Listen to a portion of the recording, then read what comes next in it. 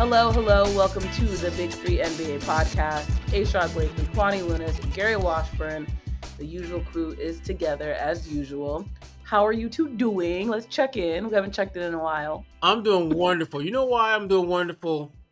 Why? This has been a week of really cool holidays for me. Gary hates checking in, but thank you. I want to hear about these holidays. Tell us Well, about them. first, yesterday was National Fried Chicken Day. Sir, don't be a stereotype. Shout out to all the chicken makers out there, especially that one particular folks who Chain. took care of your boy yesterday in a good way. The Gary's mashed not even potatoes trying to and be on gravy camera. was off the chain. Gary don't want to be part of this segment. Clearly, He's not. fault, He's my not fault. affiliated. he's like they talking about chicken. I don't need to be around it. No. Oh, He's like, oh Lord, they're not there talking. But today is another holiday. We got Black Women in Sports Day. Hey. So shout out to I Kwani didn't even and know there was a day. you know, Thank you. all the women out there. Sisters are putting it down in the sports game. So shout out to all y'all. And even though it's not a holiday, but it feels like it's a holiday because it comes around every time this time of year, which is Summer League, which we'll get into. You like that? See that? There we go. Well done. Me and Kwani have had a long debriefing, so we like on the same page. Now, Gary, Right, Gary. Come on, you got to check in with us. How you doing? How you been? You excited to go to Vegas? What's going on? yeah, everything is good. Everything is good. Yeah. No complaints. Yep. That's what we love to hear, though. Yeah, I appreciate All that. right. Yeah, thank you, course. Kwani.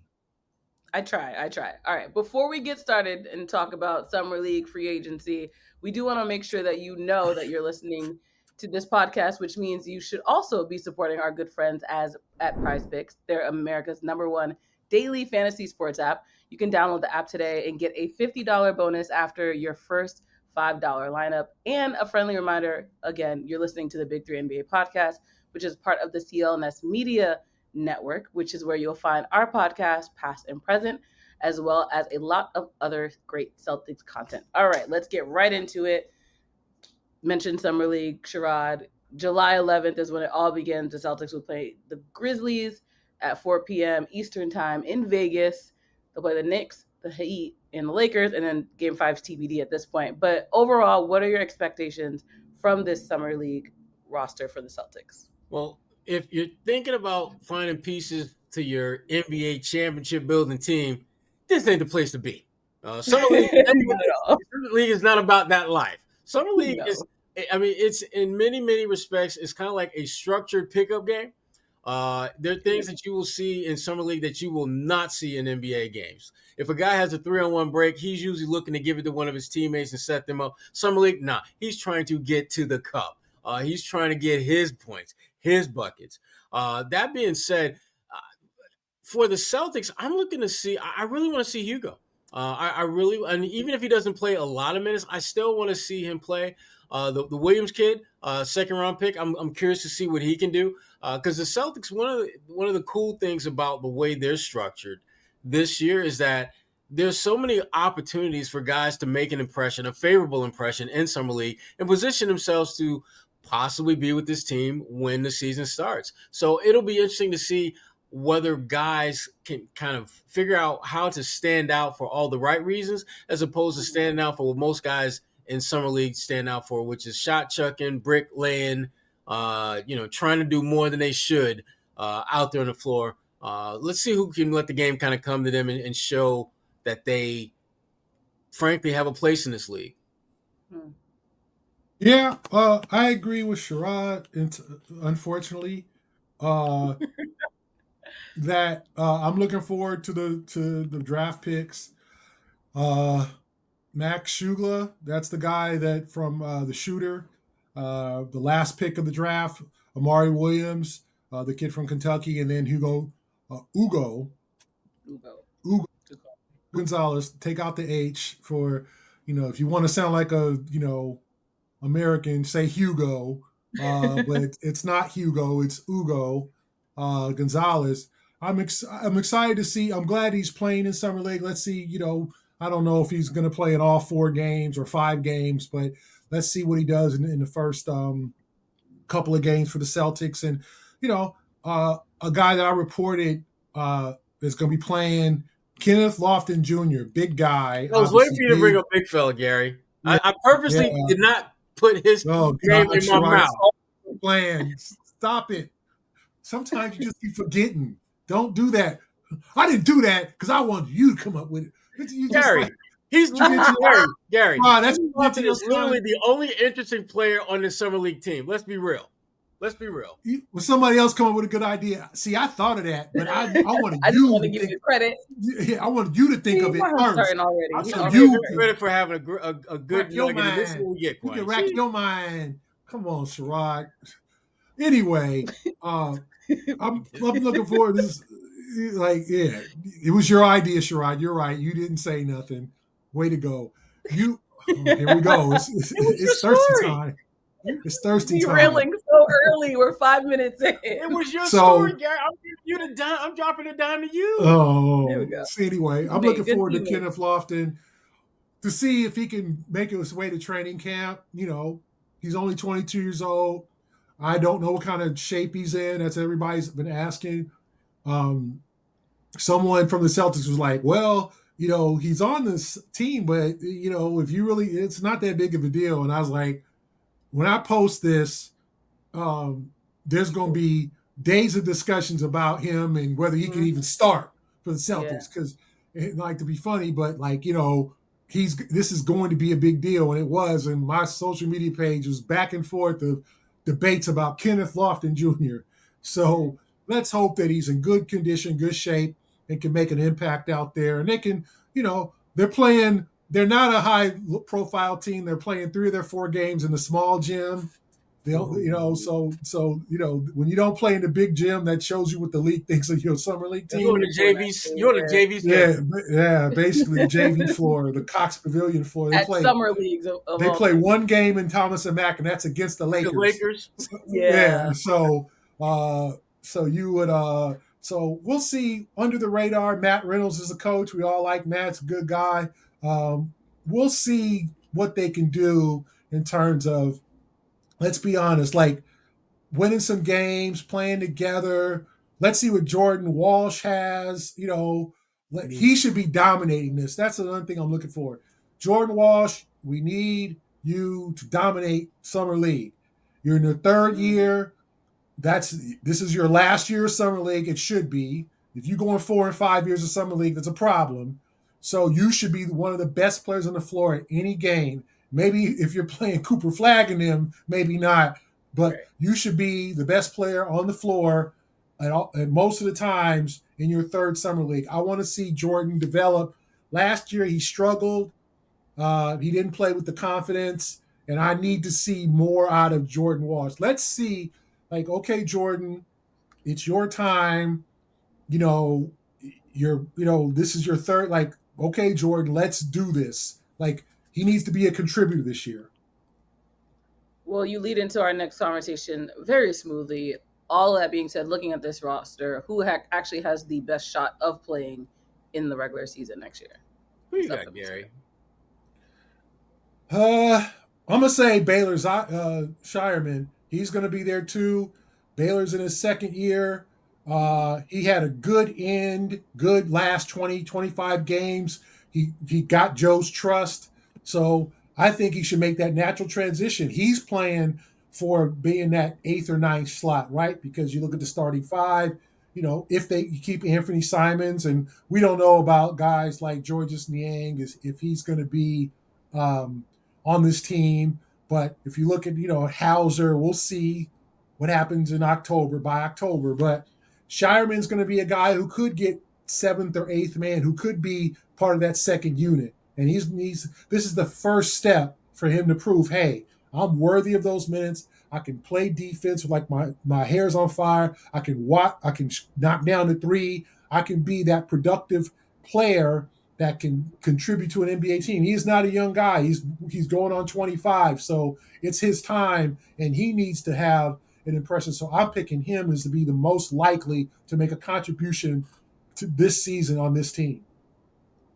I'm gonna roll the dice and go with Jordan Walsh. I like this dude. I don't like what I've seen out of him so far, but I do like his upside. I do like his potential. I do think that he doesn't even have to become a great shooter. Become a 3D guy. I mean, if he can get to the point where he can start knocking down the corner three with some semblance of consistency, he's going to play. He'll have a role because he's a better defender than Baylor. And that is going to, I think, give him a chance to set himself apart from the rest. Because the Celtics, they got a bunch of guys who can shoot the ball. We know that. Even with the players who aren't going to be with them going forward, guys like Porzingis, guys like Drew Holiday, they still have more than enough guys who can knock down shots. But do they have wing defenders? Do they have guys that can play at the other end of the floor that can conversely play that well there and give you a little bit of juice at the offensive end? I think this is going to be the summer for Jordan to break through and show that he is more than, just a guy that's just running around playing good defense every now and then. And remember, Jordan is a pretty young guy when he came into the league. So really, he's at a point, I think, from a maturation standpoint to where I think his skills, his experience, and I think his ability to execute what they're looking for, I think is all going to come together much closer now than it did last year. And he's going to be a guy that's going to contribute not only in Summer League, but also in the regular season as that 7, 8, 9th man kind of guy. That makes sense. Before we move on, though, for those of you that are listening, we want to ask that you subscribe to the podcast, leave a review. And for those that are watching the show on CLNS, go ahead, hit that like button and subscribe to the Celtics All Access YouTube channel, where you can find our show and a lot of great other Celtics content all season and off season long. And also make sure that you turn on those notifications so that you know the instant a new video drops. Absolutely, absolutely. And also, while we're giving out shout-outs, let's give a shout-out to our good friends at Prize Picks, America's #1 daily fantasy sports app. Don't miss your chance to cash in while watching your favorite teams and athletes compete this summer. You can mix and match your player projections from all different types of sports, whether it's baseball, esports, you name it, they got it covered. With over 10 million members and billions of dollars in awarded winnings, Prize Picks has made it daily fantasy sports accessible to all. You just pick more or less on at least 2 players for a shot to win up to 2,000 times your cash. Run your game all season long on Prize Pick, which is, again, America's #1 daily fantasy sports app. It's the best place, again, to win cash while watching your favorite players play.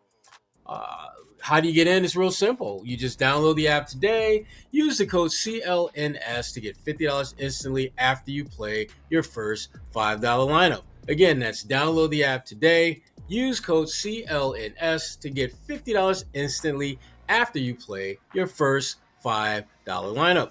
Prize Picks, run your game. All right. Back to the Celtics. Jayson Tatum, injury update. He is in the pool. Looks like he's already rehabbing.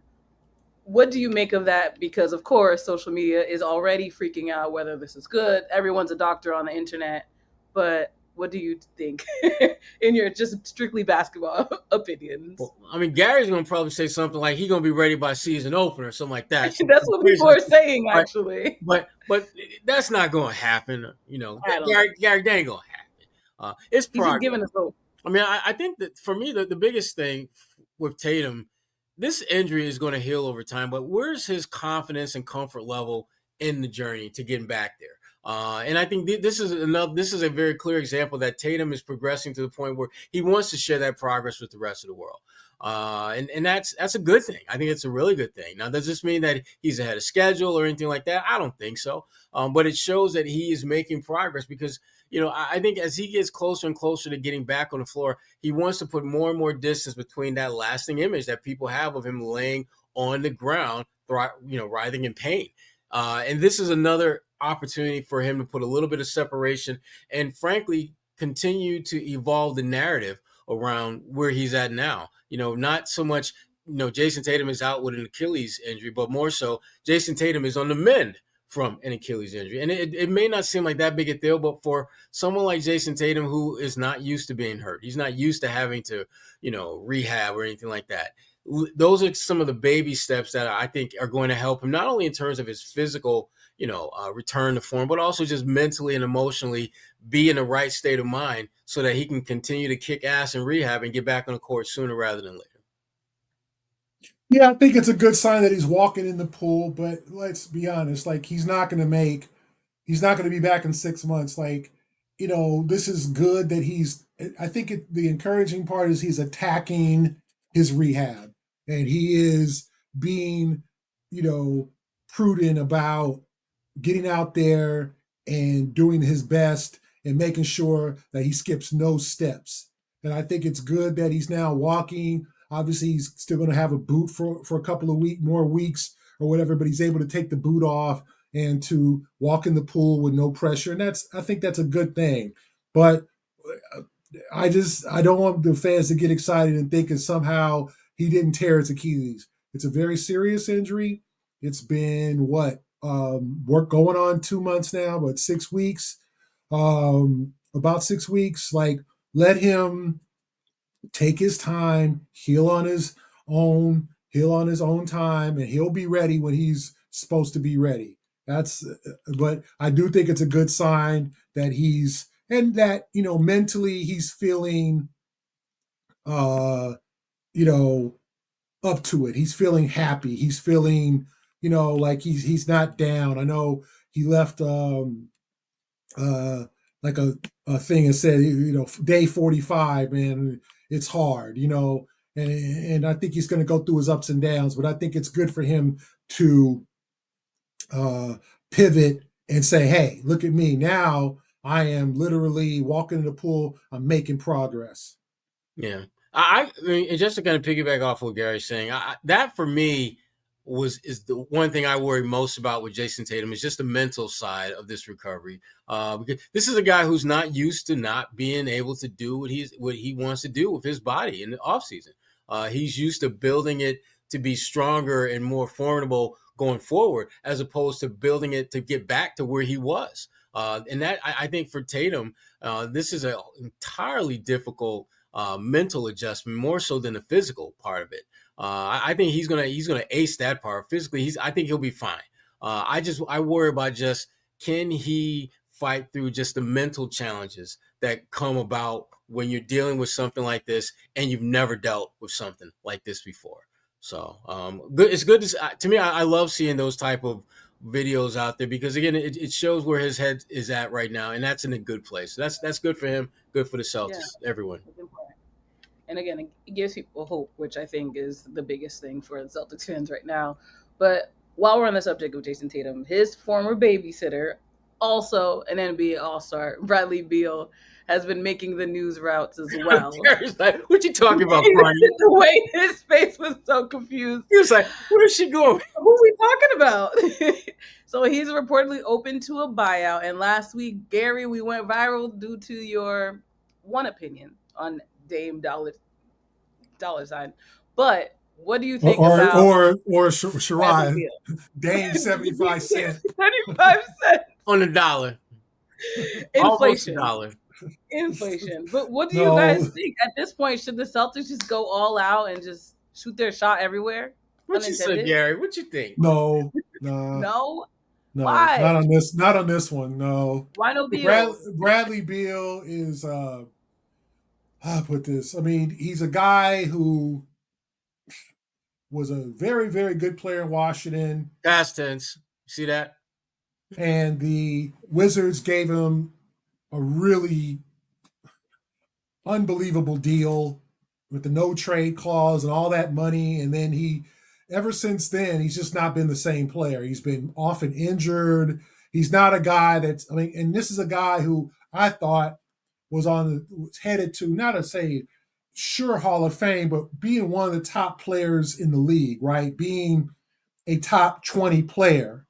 And then suddenly when John Wall left Washington and it was Bill's team, and it just, since then, he's been just a shell of himself, always hurt, not contributing to winning, and then making a whole lot of money. The Celtics want no part of that. He cannot help them do anything this year. Like, just what I said, he's 32 now. Like, it's just, to me, he had a good first 7-8 years of his career, but it has just been,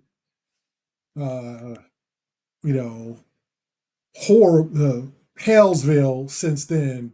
And he needs the Celtics should stay far away. Have him go someplace and try to win a championship, but not in Boston. No, this is not for the Celtics. Stay out of this one.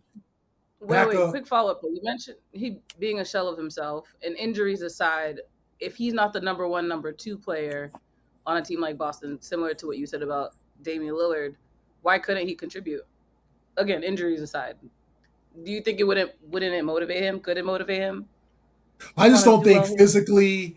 I don't think physically he is just what he once was. If you look at his numbers, one, he hasn't played more than 60 games since 2018-19, where he played all 82. But since then, he put up 31.3 points a game 4 years ago, his second to last year in Washington, and then his third to last year in Washington, and then since then the games played has gone down, the numbers have gone down. Like it's just he's a declining player. Some guys, you know, not everybody's Kobe, not everybody's LeBron. They're going to play their best basketball, at 35 until they're 36. Some guys lose it at 30. Some guys, when their body tells them, I ain't for this life no more. Bradley Beal's best, 27 years old. Since then, he has just been in decline and he's not been productive. And 53 games last year, 53 games the year before, 50 games the year before that, 40 games the year before that. Like, and you're paying him $50 million. I'm not talking about if the Suns buy him out, but no, I just don't think the Celtics should be interested. And as much as I think Tatum's like, yeah, that's my guy, I don't think Tatum would think, oh yeah, we need to bring him on and put him next. I mean, because you already have Anthony Simons now, so like I just don't. Nah, I don't know what Sherrod thinks. I'm sure Sherrod wants to sign I him to a max like this. deal. Sherrod wants to sign him to a max deal, The but max not no. I deal. don't max deal. Look, Nah, man, you not you, not. you get a multi-time All-Star, somebody who could, babysit Deuce, make Tatum feel comfortable with that because he already babysit Tatum. Might as well babysit his son too. No, I'm crying. I agree with Gary. I mean, it's just a horrible idea to bring him in. I just don't think he gives you enough bang for your buck. And the thing about Lillard is this: Lillard has a clear and undeniable skill set that you can see Boston utilizing, even if he isn't Dame of old, because his ability to knock down shots in clutch situations, the depth from which he can still shoot. He may not be able to break guys off the dribble like he used to, but because he has such great range, he's still going to be able to get his shot off more times than not. And when you put a guy with that type of offensive capability on the floor with a Jayson Tatum, with a Jaylen Brown, with a Derek White, they're going to get some great looks and great opportunities to score. It's just a matter of, is this a place that Dame is going to feel comfortable being at? Because from a basketball standpoint, he's probably not going to find a better situation to walk into as far as what they have, what you can offer, and whether they are in that championship cauldron of teams that are competing at the highest of levels. And it just makes more sense to go with Dame than it does Beal. And none of us will know what that buyout is going to look like, but Bradley Beal is going to get his money.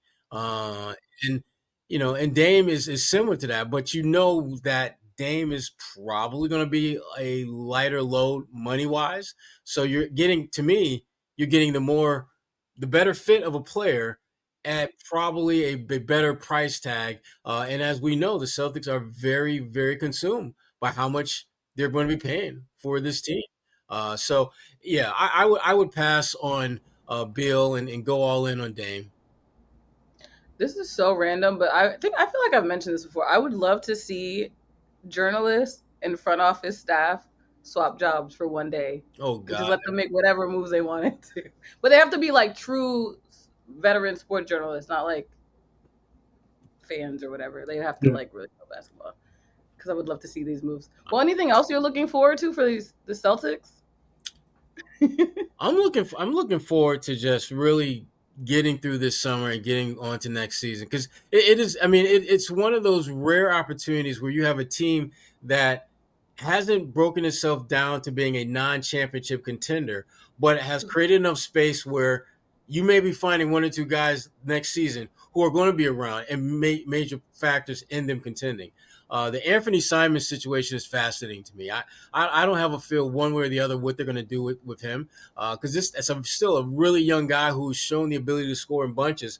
And the idea of a year from now having him with Tatum and Brown, that could be really, really special. And we'll see how things play out with Dame. That's going to be definitely a major factor for some team going forward. But yeah, I just want us to get through the summer. Get a little Baylor Shireman highlights. Show my man Jordan Walsh do his thing. Gary's guy, Kenny Payton Jr. or not Payton, Lofton. There we go. Never mind, Sherrod. You already messed up my man's name. You know what? Gary, you know what? You ain't right. Kwani and I were talking about Gary Payton earlier. No, we were talking. Oh, don't do that. Big 3 is in Boston this weekend. Kwani, explain to Gary what we're talking about. So Big 3 is in Boston this upcoming weekend. Yeah. Who's their coach, Kwani? The 13th, right? Yes. Sunday, Gary Payton is coaching the Boston Ball Hogs, the first time Boston had a team. And then this is a cool stay tuned. My podcast, Kwani Has Questions, will have a special guest. I won't say who it is. Gary Payton? No. Maybe. No. Maybe not. The hint is water. Ice Cube. That was so easy. That was the worst. One of the worst hits ever. The hit is, you might as well said straight out of Compton or something. Family Feud would hate to see me. We were talking about straight out of Compton earlier, too. Boy, you might as well say Doughboy. Just say Doughboy. Oh my God. Say Craig. Come on. Evaporation. Say my nigga got fired on his day off. Like you might as well said that. I know. Today's a good day. Today's a good day. It's a good day. Today's a good day. But yes, a lot of basketball in Boston, as usual. As it should be. It's a Boston. Also, Jalen's throwing it'll probably be too late for those listening now, but Jalen's having a comedy night. The 7th. Again, by the time you're listening, it would have happened already, so sorry. But actually, another thing, you guys saw he bought 200 tickets to, was it Canopy Lake? Canopy Lake, I think. Yeah, and just invited a bunch of kids from Boston to go there. That's awesome. I think that's really beautiful what he's doing in the community of Boston, especially not being from here. He planted them roots though. He really did. But this is what NBA players should be doing. I mean, you may not be from that city that you play in, but they rock with you when they don't have to. And Jalen is, I think he's showing some love and respect to those folks. He doesn't say, he does a lot of that stuff, in back in Augusta, Georgia. Yeah. Even that's where he's from, but he doesn't spend that much time there. But he still gives back. So that's much respect to JB on that. Yeah. Like you said, it's something that they should. It's funny that it becomes commendable when someone's doing something that they should be doing, but hopefully he can set an example throughout the league as well. Fact. And I know there are a lot of players that do it low key, like Kyrie. He's donated a lot of money without really making a fuss about it, but that's what it should be about. Yeah, one of the players that people just vilified for years and years and years was Rasheed Wallace. And he did so much stuff behind the scenes back in Philly and in Detroit. When Michigan and Flint was going through the water crisis that they had, he was one of the more outspoken athletes, and he wasn't even playing then. He was just in the neighborhood. Was very vocal about trying to get that turned around. So athletes. Some of them just get it. They just don't want the attention that comes with them getting it. Right. They just want to do like Kyrie. Yeah. Kyrie, he when he was in Boston, you'll love this, and we can leave on this. He had donated his jersey to a group that was working on water filtration systems in a country in Africa. And Kyrie didn't want to talk about it. And I'm like, Okay, I'm still gonna write this story, but Right. I heard about it. yeah, but and to the point where he was just like, oh, no, and I literally showed him a picture of him holding up the jersey that they were promoting. So I'm like, don't act like this ain't happening. Yeah, I saw this happen. Yeah. But much respect for him to recognize that's something that he wanted to do. He just didn't want to talk about it. And again, didn't like that, but I respect that. And that's ultimately what I think a lot of these athletes really need to think more and more about is like, am I doing something that's going to give me likes, or am I doing stuff that's going to give me respect? And which one of those matters more to me? So, let's leave. And that's all I got. I'm off. A positive note to end on. Anything from you, Gary? Go Cal. Go Compton. Go Compton. Oh God. Anyway, Finish your thought. I'm sorry. Anyway, I think hopefully the Celtics. We'll see what they do in terms of the rest of the summer. Whether they make any moves, obviously they're going to get under the second apron. I'd like to still see them go after Dame Dollar, Dame or Sherrod, Dame 75 Cent. Oh my God. But I definitely would like to see them go after him, and we'll see how that goes. Well, at least Gary's not promoting going after Carmelo Anthony. Oh my gosh, it will never end. It'll never end. You're gonna be at the Hall of Fame, right, Gary? I'll be there. I know you'll be there with your big Syracuse Lettermans on. Oh my gosh. On that note, the perfect time to wrap up this podcast. Oh my goodness. Let's see how quickly I can read this before we get out of here. For those of you listening to the show, we ask that you subscribe to the podcast, leave a review. And for those that are watching the show on CLNS, go ahead and hit that like button. Subscribe to the CLNS Media and Celtics All Access YouTube channel, where you can find our show and a lot of other great Celtics content, excluding Sherrod and his Syracuse fandom. And one more thing, make sure you turn on those notifications so that you know the instant a new video drops. For Sherrod Blakely and Syracuse and Boston College and Cal and Gary Washburn and myself, this is the Big 3 NBA podcast. Cal? They got school in Cal? They still got. Don't do that. Oh, that's right. We let them in the ACC. That's right. We need a GPA boost. Thanks, Cal. Appreciate it.